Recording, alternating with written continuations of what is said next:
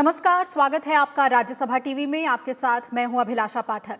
आज हम बुलेटिन में आपको बताएंगे कि भारतीय चिकित्सा अनुसंधान परिषद ने कोरोना जांच के लिए उच्च क्षमता वाली 3 लैब्स को बनाया है। प्रधानमंत्री नरेंद्र मोदी ने वीडियो कॉन्फ्रेंसिंग के जरिए आज नोएडा, कोलकाता और मुंबई स्थित इन तीनों प्रयोगशालाओं का उद्घाटन किया। उपराष्ट्रपति एम वेंकैया नायडू ने आज एक कार्यक्रम में कहा है कि बच्चों को भ्रामक प्रचार और फेक न्यूज की पहचान करना सिखाया जाना चाहिए। वहीं बुलेटिन में ये भी आपको बताएंगे कि फ्रांस से 5 राफेल लड़ाकू विमान भारत के लिए रवाना हो गए हैं। ये विमान जल्द ही वायुसेना में शामिल कर लिए जाएंगे। साथ ही कोरोना से लड़ते हुए भारत का रिकवरी रेट जहां लगातार सुधर रहा है, वहीं दिल्ली में रिकवरी रेट 88% पहुंच गया है। दिल्ली में कोविड-19 की स्थिति में काफी सुधार हुआ है। इसके अलावा जानेंगे देश में राज्यवार कोविड-19 की स्थिति कैसी है और दुनिया में भी कोरोना वायरस को लेकर ताजा हालात क्या हैं। तो आइए शुरुआत करते हैं अहम खबर के साथ।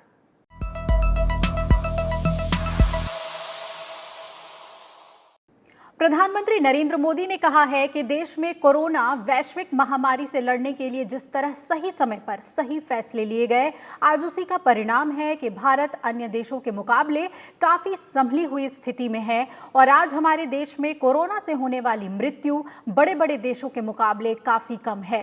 प्रधानमंत्री ने आज वीडियो कॉन्फ्रेंसिंग के जरिए नोएडा, मुंबई और कोलकाता में उच्च क्षमता वाली कोविड-19 परीक्षण सुविधाओं के शुभारंभ के मौके पर कहा कि कोरोना के खिलाफ इस बड़ी और लंबी लड़ाई के लिए सबसे महत्वपूर्ण था कि देश में तेजी के साथ कोरोना से जुड़ी विशेष स्वास्थ्य सुविधाओं का निर्माण हो। प्रधानमंत्री ने कहा कि जनवरी में हमारे पास कोरोना के टेस्ट के लिए जहां मात्र 1 सेंटर था, आज करीब 1300 लैब्स पूरे देश में काम कर रहे हैं। भारत में आज 5 लाख से ज्यादा टेस्ट हर रोज हो रहे हैं। आने वाले हफ्तों में इसे 10 लाख प्रतिदिन करने की कोशिश हो रही है। प्रधानमंत्री नरेंद्र मोदी ने यह भी कहा कि आज जिन हाईटेक टेस्टिंग फैसिलिटी का लॉन्च हुआ है, उससे पश्चिम बंगाल, महाराष्ट्र और उत्तर प्रदेश को कोरोना के खिलाफ लड़ाई में और ताकत मिलने वाली है। अब इन तीनों जगह टेस्ट की जो उपलब्ध कैपेसिटी है, उसमें 10,000 टेस्ट की कैपेसिटी और जुड़ने जा रही है। ये हाईटेक लैब सिर्फ कोरोना टेस्टिंग तक ही सीमित नहीं रहने वाली।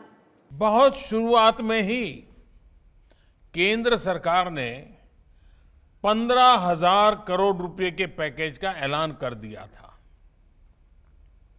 आइसोलेशन सेंटर हो, कोविड स्पेशल हॉस्पिटल हो, टेस्टिंग, ट्रेसिंग और ट्रैकिंग से जुड़ा नेटवर्क हो, भारत ने बहुत ही तेज गति से अपनी क्षमताओं का विस्तार किया।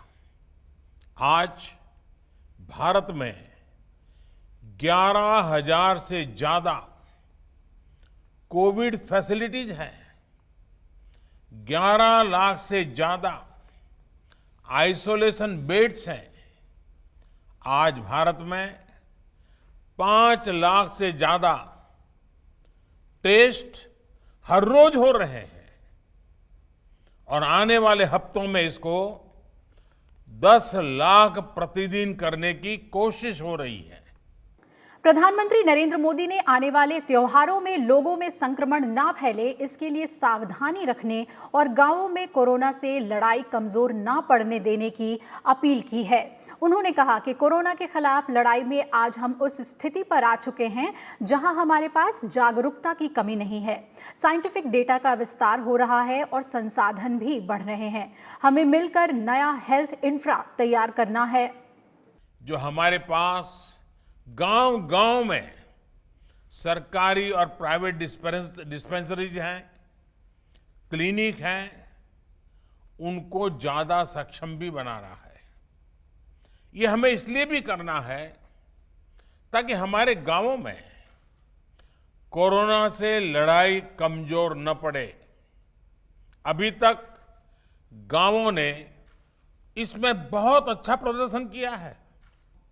हमारे देश के टैलेंटेड वैज्ञानिक कोरोना वैक्सीन के लिए तेजी से काम कर रहे हैं, लेकिन जब तक कोई प्रभावी दवा या वैक्सीन नहीं बनती, तब तक मास्क, 2 गज की दूरी, हैंड सैनिटाइजेशन की हमारा एकमात्र विकल्प है, एक प्रकार से एकमात्र हथियार है। हमें खुद भी बचना है और घर में छोटी बड़ी आयु के सभी परिजनों को भी बचाना है। मुझे विश्वास है कि कोरोना के खिलाफ लड़ाई हम सभी मिलकर लड़ेंगे भी और जीतेंगे भी। उच्च क्षमता वाली कोविड-19 परीक्षण सुविधाओं वाले 3 नए केंद्रों को भारतीय आयुर्विज्ञान अनुसंधान परिषद के सहयोग से बनाया गया है और ये आधुनिक सुविधाओं से लैस है।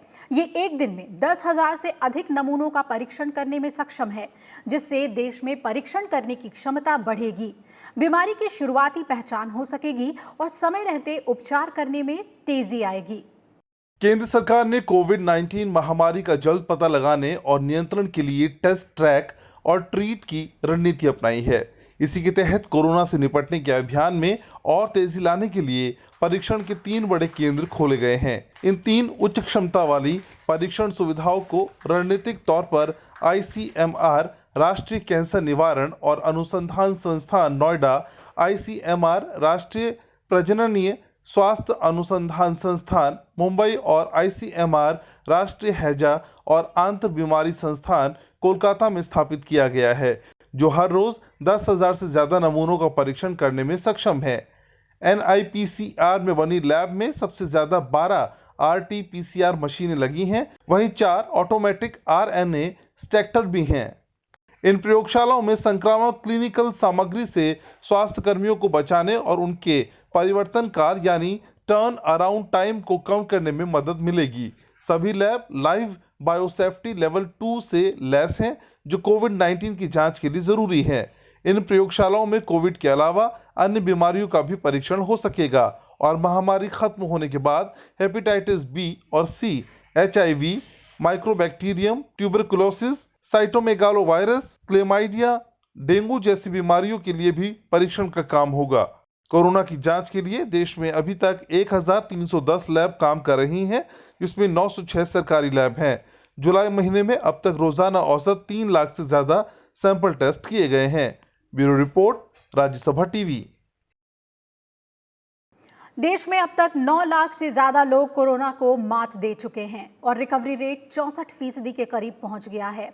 वहीं पिछले एक दिन में 50,000 नए मामले सामने आए हैं। लगातार 5वें दिन 45,000 से ज्यादा कोरोना के मामले दर्ज किए गए हैं। देश में अब तक कोरोना के 14 लाख से ज्यादा मामले सामने आ चुके हैं और पिछले 24 घंटे में 5,15,000 से ज्यादा कोरोना के सैंपल टेस्ट भी हुए हैं। देश में बीते 24 घंटों में कोरोना के 49,931 नए मामले सामने आए हैं। इसके साथ ही अब देश में कुल मरीजों की संख्या 14,35,453 हो गई है। पिछले 24 घंटों में 708 लोगों की मौतें भी हुई हैं। अब तक हुई कुल मौतों का आंकड़ा 32,771 पर पहुंच गया है। लेकिन राहत की बात यह है कि अब तक कुल 9,17,567 लोग इस बीमारी से ठीक हो गए हैं और रिकवरी रेट 63.92% पर पहुंच गया है। पिछले 24 घंटे में 32,000 लोग स्वस्थ हो गए हैं। अब देश में 4,85,000 सक्रिय मामले हैं। भारतीय चिकित्सा अनुसंधान परिषद यानी ICMR के मुताबिक 26 जुलाई तक टेस्ट किए गए कोरोना वायरस सैंपलों की कुल संख्या 1,68,06,000 है, जिसमें 5,15,898 सैंपलों का टेस्ट बीते 24 घंटे में किया गया है। Bureau report, Rajya Sabha TV. Delhi में कोरोना वायरस की स्थिति में काफी सुधार हुआ है। फिलहाल दिल्ली में रिकवरी रेट 88% पर पहुंच गया है और अब केवल 9% लोग बीमार बचे हैं। करीब 3% संक्रमित लोगों की मौत हो चुकी है। दिल्ली में प्रतिदिन नए केस का आंकड़ा भी घटकर 1,000 के करीब आ गया है। राजधानी दिल्ली में कोरोना संक्रमण के सक्रिय मामलों में कमी के चलते अस्पतालों में भी दबाव कम हुआ है और केंद्रीय स्वास्थ्य और परिवार कल्याण मंत्रालय ने बताया है कि केंद्र सरकार की ओर से संचालित RML, सफदरजंग और लेडी हार्डिंग मेडिकल कॉलेज में आज 404 कोविड बेड खाली हो गए हैं, जिसके बाद अब इन अस्पतालों में 529 कोविड बेड उपलब्ध हैं। इसके साथ ही दिल्ली एम्स में भी आज सुबह 7 बजे तक 1,283 कोविड बेड खाली हो गए हैं। एम्स में कोविड बेड की संख्या 1515 है, जिसमें 1283 अब खाली हैं। दिल्ली में कुल संक्रमितों की संख्या 1,30,606 है, जिसमें से 1,14,875 लोग स्वस्थ हो चुके हैं। अब खबर दुनिया भर में कोरोना वायरस के कुल मामलों की। दुनिया में कोरोना वायरस से अब तक 1,62,64,000 से ज्यादा मामले सामने आ चुके हैं, जबकि 6,48,900 से ज्यादा लोग अपनी जान गंवा चुके हैं। कई देशों में कोरोना वायरस से संक्रमित लोगों की तादाद तेजी से बढ़ रही है। वहीं कुछ देशों में काफी हद तक काबू में आने के बाद कोरोना वायरस के नए मामले सामने आ रहे हैं। कोरोना वायरस से सबसे ज्यादा पीड़ित अमेरिका में कुल मामले 42,34,000 से ज्यादा हो चुके हैं, जबकि इससे जान गंवाने वालों की संख्या 1,46,900 के पार पहुंच गई है। वहीं दूसरे नंबर पर ब्राजील में कोरोना संक्रमितों की कुल संख्या 24,19,000 से ज्यादा हो चुकी है और कुल मौतों का आंकड़ा 87,000 के पार जा पहुंचा है। तीसरे नंबर पर भारत है, जबकि चौथे नंबर पर रूस में कोरोना संक्रमितों की तादाद 8,11,000 के पार पहुंच गई है, जबकि 13,249 लोगों की मौत हो चुकी है।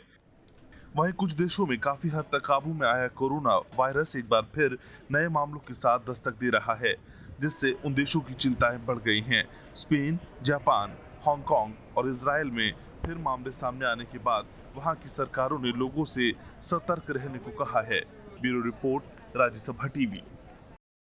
उपराष्ट्रपति एम वेंकैया नायडू ने कोरोना संक्रमित व्यक्तियों के प्रति भेदभाव और संक्रमित व्यक्ति की मृत्यु हो जाने पर आदरपूर्वक अंतिम संस्कार तक न दिए जाने की घटनाओं पर गहरा दुख जताया। उन्होंने ऐसी घटनाओं को दुर्भाग्यपूर्ण बताते हुए स्थानीय समुदाय और समाज से इसे रोकने को कहा है। अपने फेसबुक पोस्ट में उपराष्ट्रपति एम वेंकैया नायडू ने कहा कि वायरस किसी को भी संक्रमित कर सकता है। संक्रमित व्यक्ति सहायता और संवेदना की अपेक्षा करता है।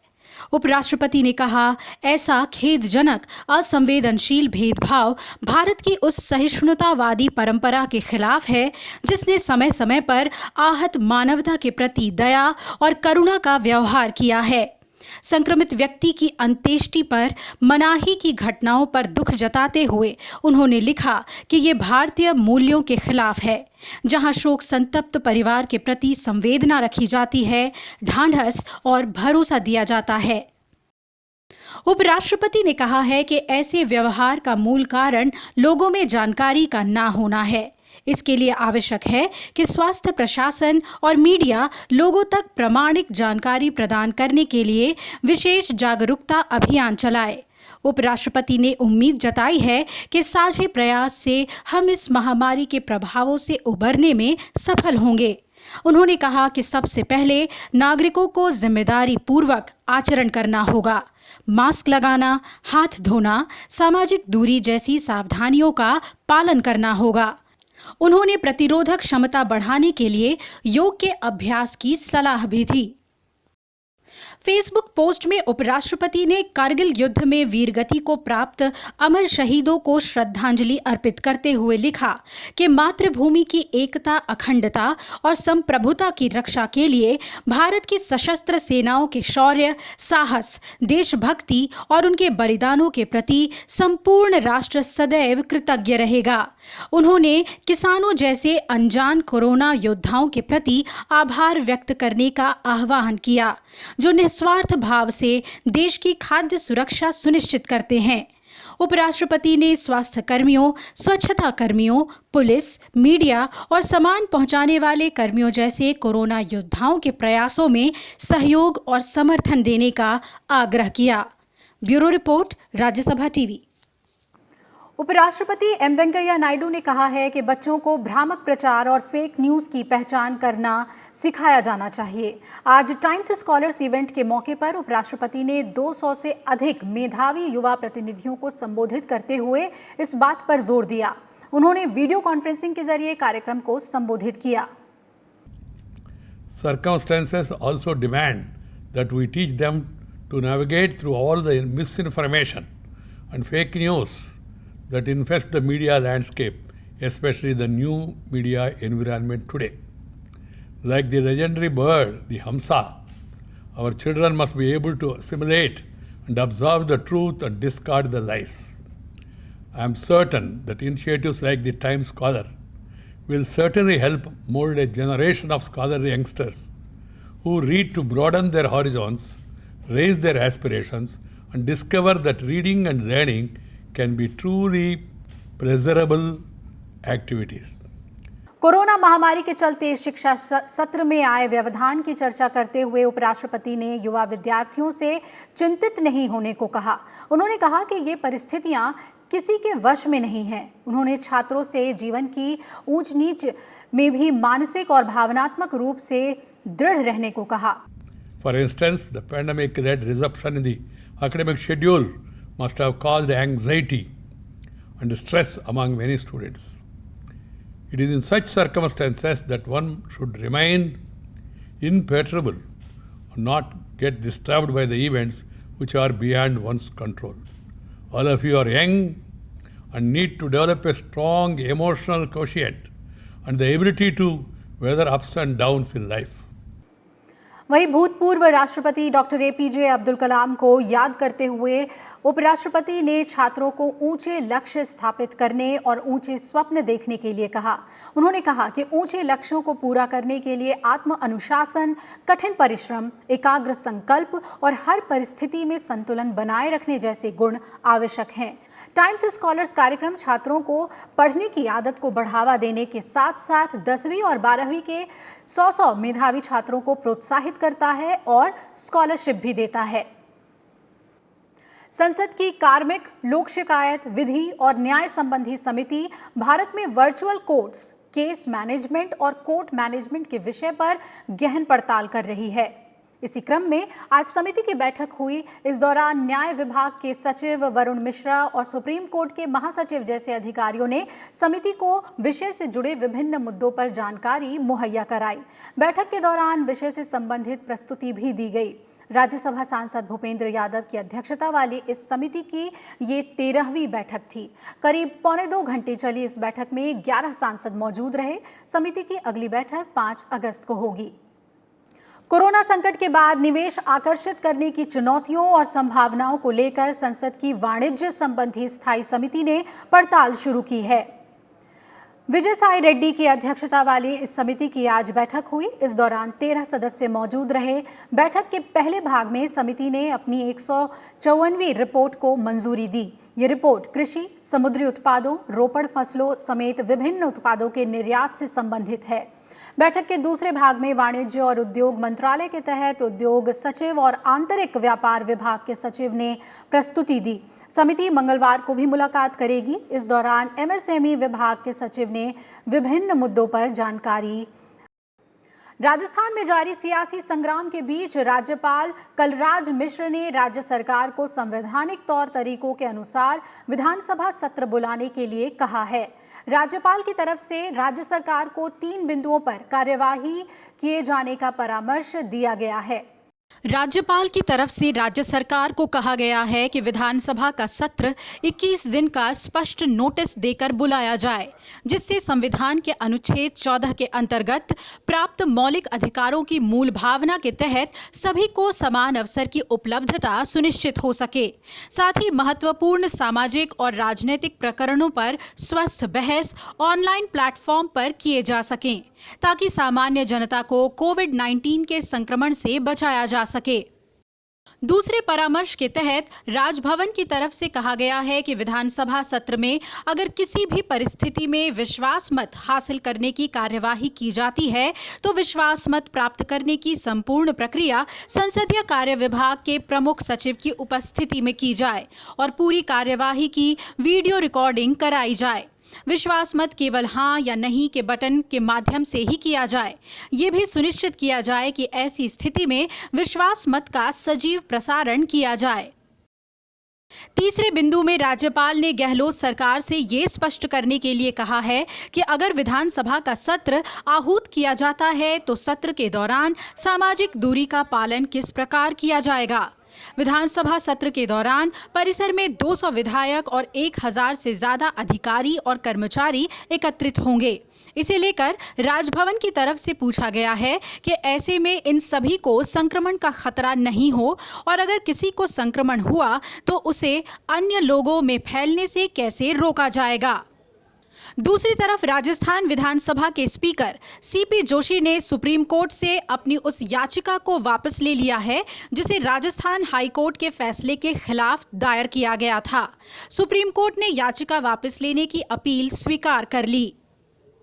इसके अलावा राजस्थान हाई कोर्ट ने भी उन याचिकाओं को खारिज कर दिया जिनमें बहुजन समाज पार्टी के विधायकों के कांग्रेस में विलय को लेकर सवाल उठाया गया था।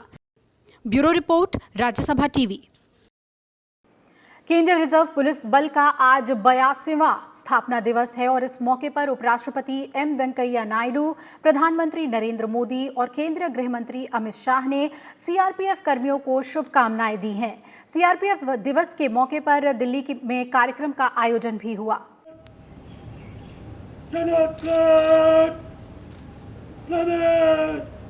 दिल्ली स्थित सीजो कॉम्प्लेक्स में सीआरपीएफ मुख्यालय में कार्यक्रम आयोजित किया गया। केंद्रीय गृह राज्य मंत्री नित्यानंद राय ने इस कार्यक्रम में शिरकत की। उन्होंने परेड की सलामी भी ली।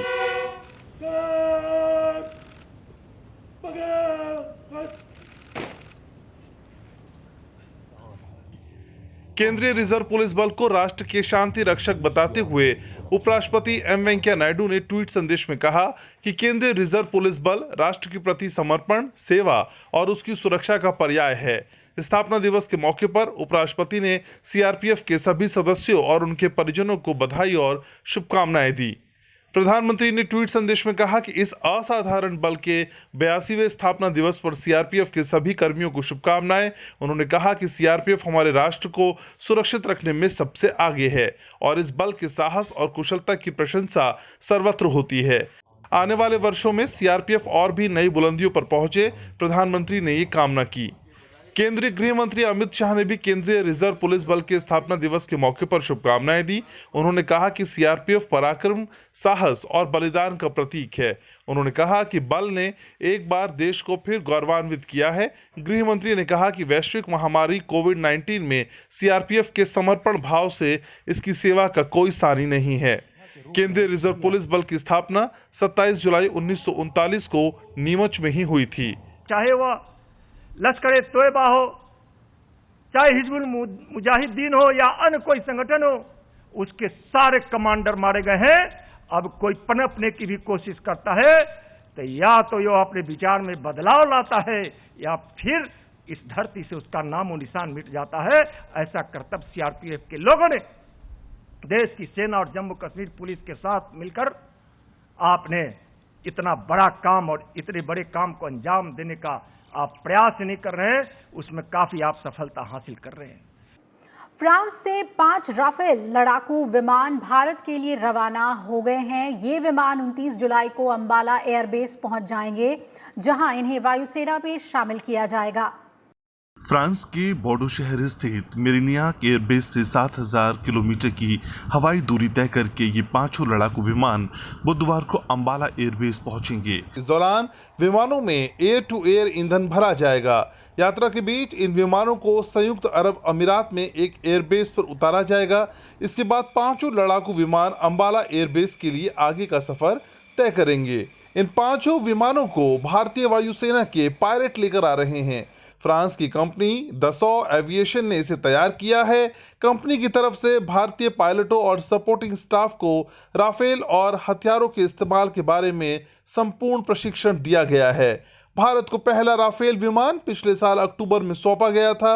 इस कार्यक्रम में शामिल होने के लिए रक्षा मंत्री राजनाथ सिंह फ्रांस भी गए थे। फिलहाल 5 राफेल विमान फ्रांस में ही प्रशिक्षण कार्यक्रम के लिए रखे गए हैं। इनके जरिए वायुसेना के बाकी पायलट और अन्य संबंधी लोगों को प्रशिक्षण दिया जाएगा। भारत की सरकार ने फ्रांस की सरकार के साथ 36 राफेल लड़ाकू विमानों के लिए सौदा किया है और इन सभी विमानों की डिलीवरी 2021 के आखिर तक होने की उम्मीद है। राफेल से भारतीय वायुसेना की मौजूदा ताकत में जबरदस्त इजाफा होगा। Our Air Force pilots tell us that these are extremely swift, nimble, versatile and very deadly aircraft. You might call them, they are both beauty and beast. They are superb flying machines being flown by the best pilots in the world. We'd like to thank Dassault for delivering the aircraft on time, the French Air Force and the French government for all the support they've provided. This is going to add a great deal of strength to our air power and defense preparedness, but it is also a powerful symbol of the strategic partnership between India and France. पड़ोसी देशों से रिश्ते मधुर करने की दिशा में एक अहम कदम उठाते हुए सोमवार को भारत ने बांग्लादेश को ब्रॉड गेज रेल के 10 डीजल इंजन भेंट किए हैं। भेंट किए जाने का यह कार्यक्रम वर्चुअल माध्यम से हुआ, जिसमें विदेश मंत्री एस जयशंकर, रेल मंत्री पीयूष गोयल, रेल राज्य मंत्री सुरेश अंगड़ी और बांग्लादेश की तरफ से देश के रेल मंत्री मोहम्मद नूरुल इस्लाम सुजान और विदेश मंत्री डॉक्टर अब्दुल कलाम अब्दुल मोमेन ने हिस्सा लिया। इन इंजनों को हरी झंडी दिखाने के साथ ही भारत ने अपना वो वादा पूरा कर दिया जो बांग्लादेश की प्रधानमंत्री शेख हसीना की 2019 की भारत यात्रा के दौरान किया गया था। इन इंजनों का इस्तेमाल बांग्लादेश में यात्री सेवा और माल ढुलाई के सुधार और विस्तार में किया जाएगा। इस मौके पर भारत के विदेश मंत्री एस जयशंकर ने कहा कि भारत और बांग्लादेश के रिश्ते परस्पर विश्वास और सम्मान की भावना पर टिके हैं। उन्होंने खुशी जाहिर करते हुए कहा कि कोरोना जैसी महामारी के दौरान भी द्विपक्षीय सहयोग में कमी नहीं आई है।